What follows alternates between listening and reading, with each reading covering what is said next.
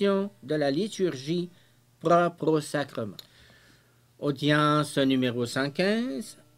Dans le livre de Tobie, Eros et Ethos confirment réciproquement la vérité de l'amour sponsal qui unit pour le meilleur et pour le pire.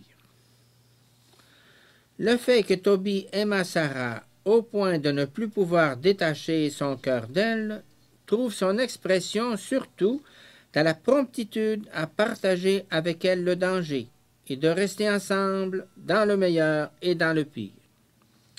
Ce n'est pas l'éros qui caractérise cet amour de Tobie, mais l'éthos, c'est-à-dire la volonté et le choix des valeurs.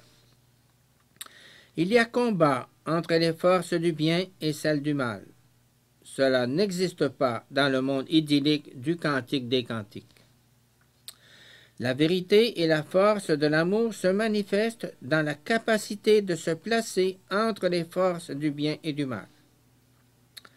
La vérité de l'amour de Tobie et Sarah est confirmée par les choix et les actes qui assument tout le poids de l'existence humaine.